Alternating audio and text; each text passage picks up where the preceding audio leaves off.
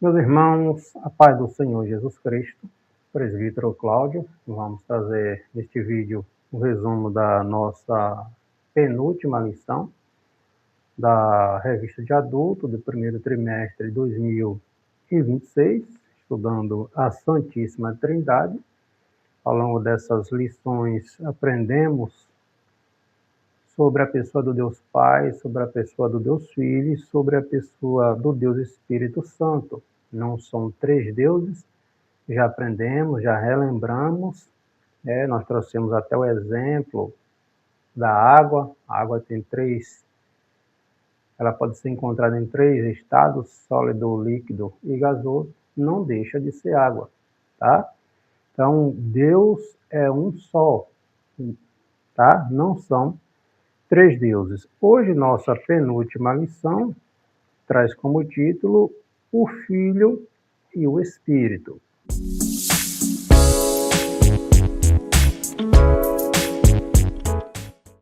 O textuário, Lucas capítulo 1, versículo 35. E respondendo o anjo, disse: Descerá-lhe sobre ti o Espírito Santo, e a virtude do Altíssimo te cobrirá, e a sua sombra. Pelo que também o santo que de ti há de nascer será chamado Filho de Deus. E a verdade prática, o Filho de Deus cumpriu seu ministério em plena dependência do Espírito, revelando que a obra redentora é trinitária. O Pai envia, o Filho obedece e o Espírito capacita. Hoje vamos aprender, irmãos, ou relembrar um pouco mais sobre o ministério terreno de Jesus. Em todo momento, o Espírito Santo estava na vida do Senhor Jesus Cristo. O Espírito Santo que conduziu Jesus ao deserto para ser batizado, o Espírito Santo que aparece ali na forma corpórea quando Jesus é batizado por João Batista, entende? Então, os milagres, os sinais que Jesus realizava, todo no poder do Espírito Santo. Tá bom, meus irmãos? Os objetivos da lição: mostrar que a concepção de Jesus foi obra sobrenatural do Espírito Santo, pontuar que Jesus viveu e realizou seu ministério em plena dependência do Espírito, e também pontuar, destacar que a obra da salvação ela é trinitária e exige do crente fé, submissão, né? Obediência, tá? Então, o plano da salvação é uma obra coordenada pela Santíssima Trindade, né? Que é o tema até da nossa revista. Desde a concepção do Filho, sua obra redentora no Calvário, a ressurreição dentre os mortos e o Pai, o Filho e o Espírito atuando em perfeita harmonia. O Espírito Santo participou ativamente, né, da encarnação, da capacitação, da exaltação do Deus Filho, do Senhor e Salvador de Jesus Cristo.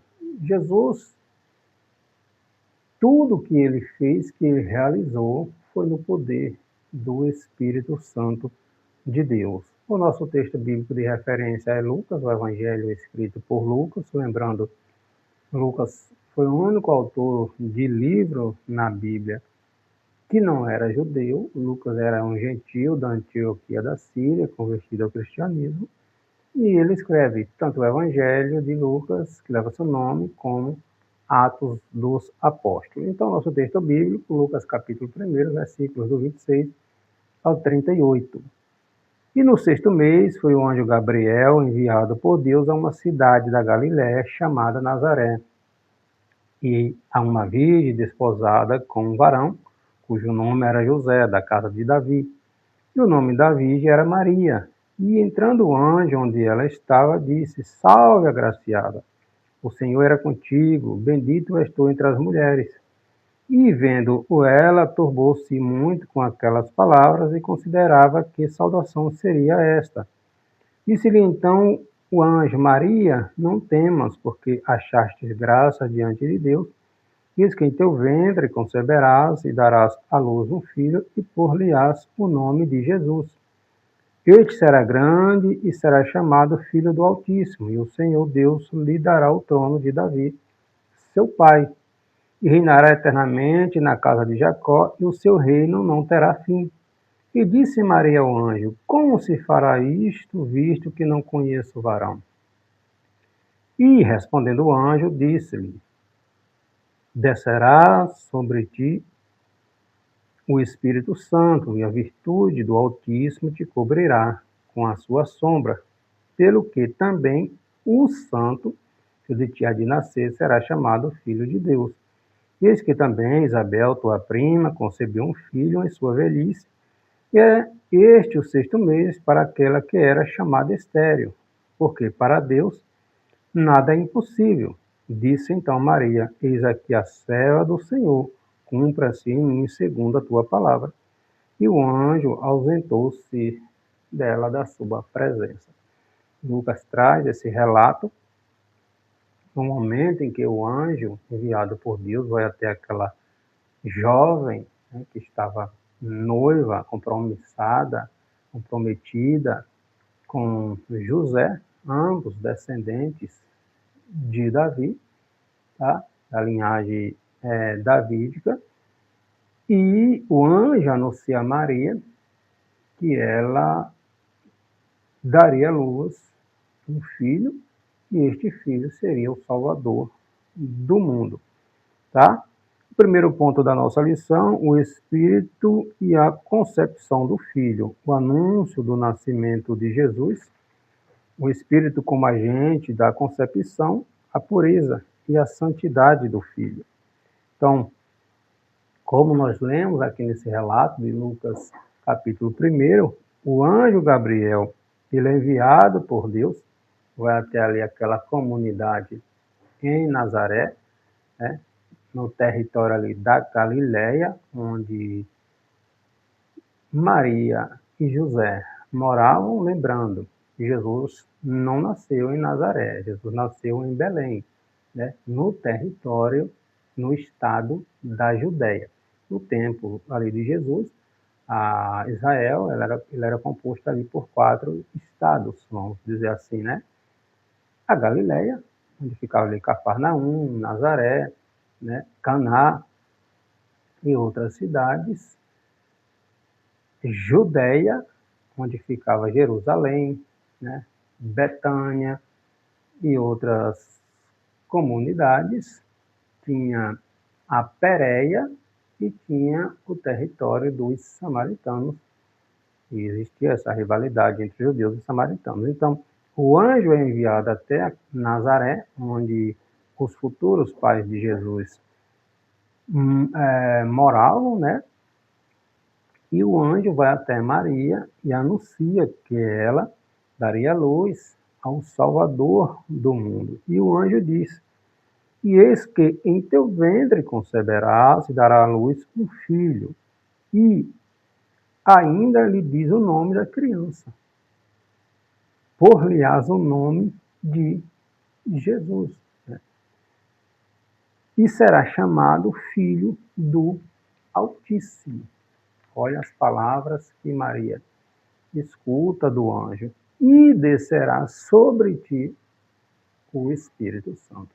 Então, toda a obra terrena que Jesus realizou foi no poder do Espírito Santo. Até a sua concepção foi no poder, pelo poder do Espírito Santo. A virtude do Altíssimo te cobrirá com a sua sombra.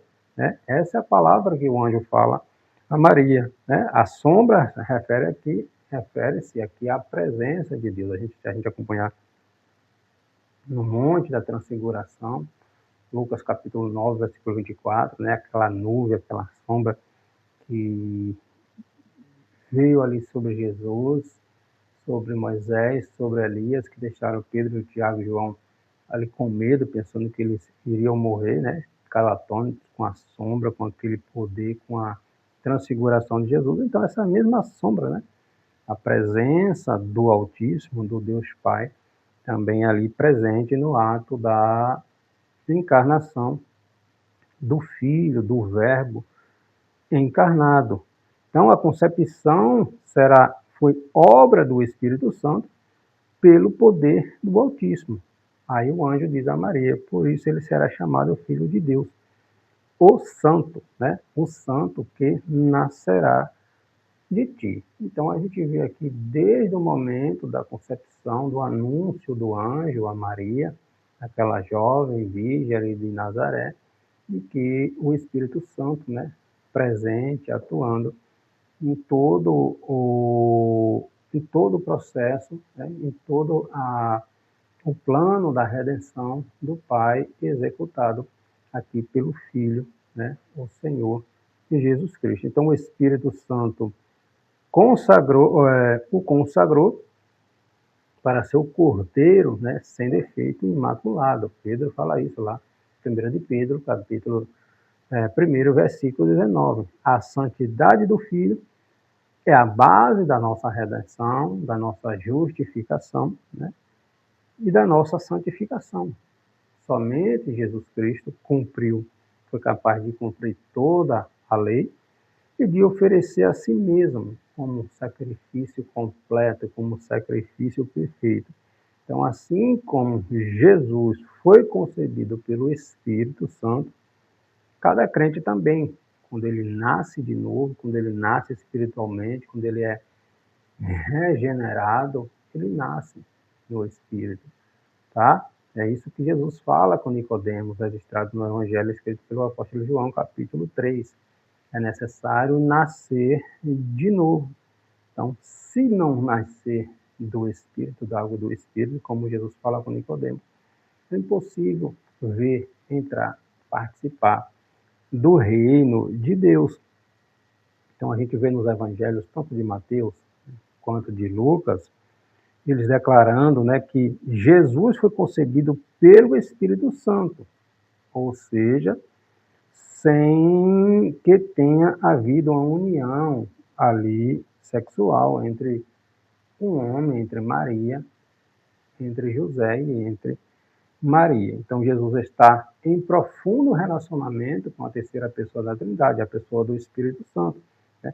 O Espírito Santo leva a efeito a concepção de Jesus no ventre de Maria.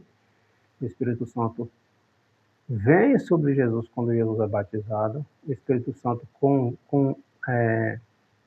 conduz Jesus até o deserto para ser tentado pelo diabo. Quando Jesus passa aquele período de tentação, que Jesus volta para Nazaré, que entra na sinagoga, Jesus lê, está lá em Lucas capítulo 4, versículo 18, né, que para nós, para nós no livro de Isaías, é o capítulo 61, onde o Senhor diz, porque o Espírito de Deus está sobre mim, e me ungiu para pregar, para curar, para anunciar as boas novas. Então, todo o processo terreno ministerial de Jesus foi guiado pelo Espírito Santo de Deus. Aí Jesus diz, Lucas capítulo 4, versículo 18, o Espírito do Senhor está sobre mim, pois que me ungiu para evangelizar os pobres, enviou-me a curar os contritos de coração, a proclamar a liberdade aos cativos, a restauração da vida aos cegos, e põe em liberdade os oprimidos, e anunciar o ano aceitável do Senhor. Então, irmãos, tudo que Jesus realizou, todos os milagres, todos os sinais, foi no poder do Espírito Santo. O segundo tópico da nossa lição, o Filho e a sua relação com o Espírito. O Filho é o Verbo feito carne, o Espírito capacita o Filho e o poder do Espírito. João, o escritor, o autor do Evangelho, no capítulo 1, versículo 14, João diz que o Verbo se fez carne e habitou entre nós. Então, a Escritura nos ensina que o Deus Filho, ele encarnou. Porém, esse verbo ele não começou a existir apenas quando ele encarnou. Jesus é eterno. Jesus é Deus. Jesus não tem começo. Jesus não tem fim. Jesus é antes da criação, né? Ele é coigual, assim como o Pai e com o Espírito, né? No capítulo 1 aqui de João, ele escreve: no princípio era o verbo, este verbo estava com Deus, e este verbo era Deus. Então, na plenitude dos tempos, Paulo vem escrever isto, na plenitude dos tempos, porque Deus conhece, né, o conhecimento de Deus. Deus tem todo o conhecimento, assim, na sua presciência, no seu conhecimento antecipado, Deus conhece todas as coisas. A gente sempre gosta de pontuar que Deus nunca tem um plano B, porque Deus nunca é pego de surpresa. Então, o plano de Deus sempre é o plano A. Então, irmãos, o verbo Jesus, ele assumiu a sua natureza humana sem deixar de ser Deus. Se submeteu voluntariamente às limitações humanas, mas manteve também a sua essência divina. Então, 100% homem e 100% Deus. Enquanto homem, Jesus cansou, Jesus dormiu, Jesus se alimentou.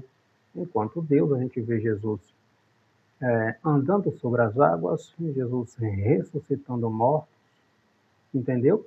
Então, tudo isto Jesus fez no poder do Espírito Santo, a terceira pessoa da Trindade.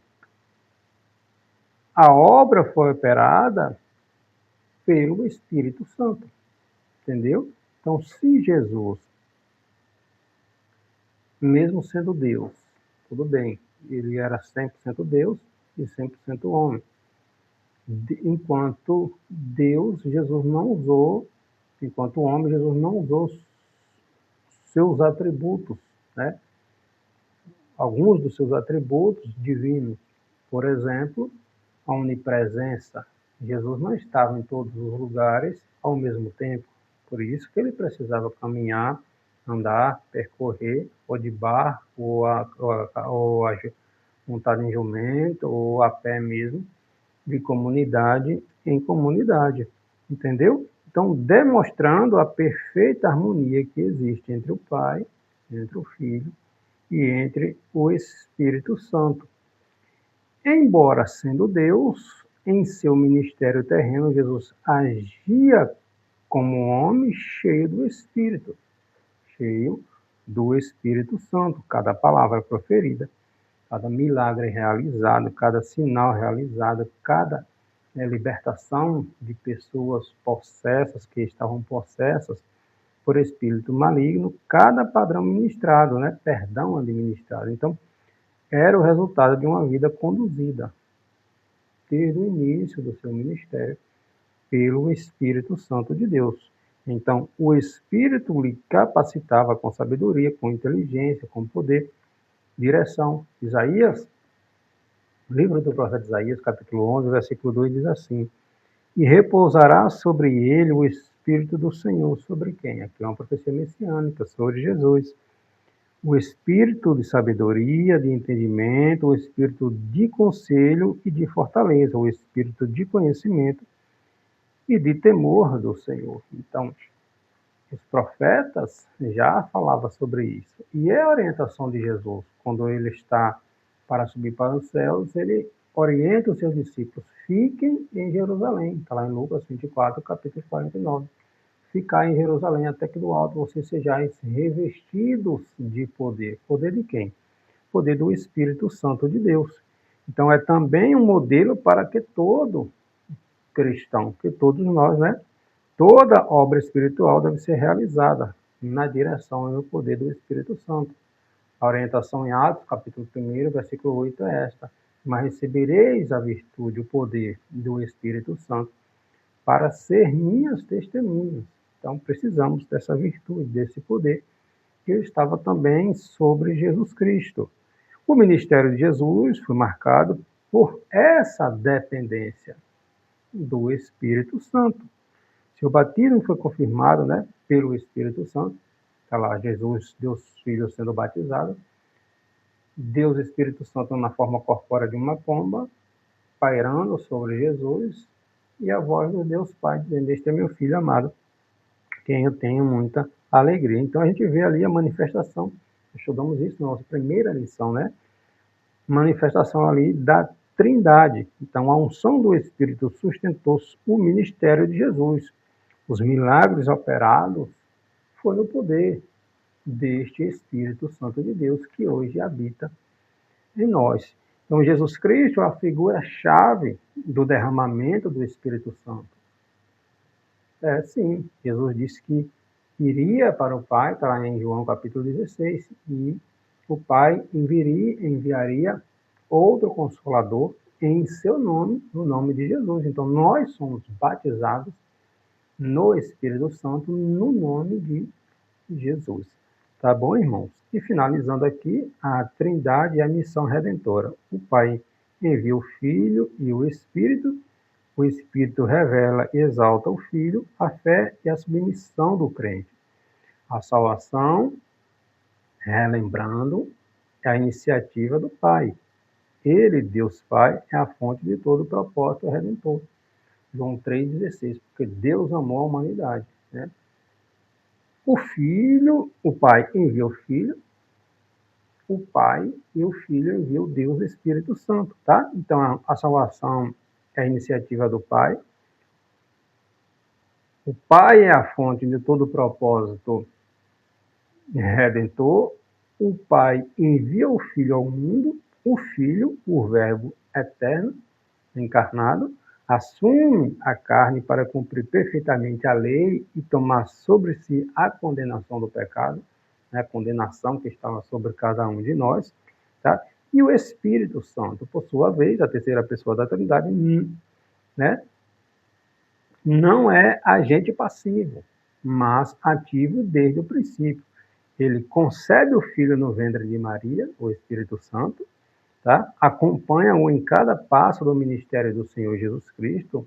Pedro relata isso lá quando Pedro está lá ministrando na casa de Cornélio, Atos capítulo 10, versículo 38, e aplica, o Espírito Santo aplica os méritos da redenção no coração de cada crente, porque ninguém vem a Deus se o Espírito Santo não nos convencer, né? João capítulo, se me fala a memória, capítulo 16, versículo 14, é o Espírito Santo que nos convence do pecado, da justiça e do juízo, entendeu? Então, o Pai decreta, o Filho executa e o Espírito Santo aplica. A redenção, obviamente, aqui é uma expressão do amor trinitário em missão, entendeu? João, o apóstolo João, ele explica que a missão do Espírito não é atrair a atenção para si, mas revelar e exaltar o Pai. Jesus Cristo afirma no Evangelho escrito por João, capítulo 16, versículo 14, né? Ele me glorificará, porque há de receber do que é meu e vou há de anunciar. Então, esclarece aqui que o Espírito Santo não busca a sua própria glória, mas dá testemunho do Filho, do Senhor Jesus Cristo, tá? Então, a direção do Espírito Santo está ligada principalmente à revelação do ministério da salvação, do Cristo crucificado e ressuscitado, que um dia vai voltar para buscar a mim, a você, para buscar a sua igreja. Então, tudo, né, o que não aponta para Cristo não procede do Espírito Santo de Deus. O Espírito Santo de Deus, o foco é glorificar o Senhor Jesus Cristo. Entendeu, meus irmãos? Então, o crente precisa responder com fé, com obediência, né, com arrependimento. O plano da redenção, embora concebido e executado pela Trindade, requer a resposta do homem. Ninguém é forçado. Deus amou a humanidade. Jesus morreu por cada um de nós. O Espírito Santo nos convence. Mas, se a pessoa não quiser, ele não é forçado. Entendeu? Então, eu preciso responder a este convite do Senhor. Então, assim como o Filho se submeteu ao Pai E foi ungido pelo Espírito também o crente, é chamado a se colocar nas mãos de Deus, crendo, né, que Ele, Deus, é poderoso para fazer o impossível. Então, a resposta que Deus espera de cada um de nós é esta: fé, porque sem fé é impossível agradar a Deus, submissão, obediência, né? A desobediência foi o que trouxe o pecado no mundo, para o mundo, e arrependimento. Quem peca, confessa, se arrepende e deixa, alcança o misericórdia, tá? Então, finalizando aqui, a redenção é uma obra trinitária que revela a perfeita unidade e cooperação entre as pessoas da Trindade. Embora Jesus, o Filho, sendo Deus, submeteu-se ao Deus Pai, né? E agiu no poder do Deus Espírito Santo para nos resgatar do poder da morte, da escravidão. Sem Jesus, sem Deus Pai, sem Deus Espírito Santo, não haveria redenção para a humanidade. Que Deus abençoe a sua vida.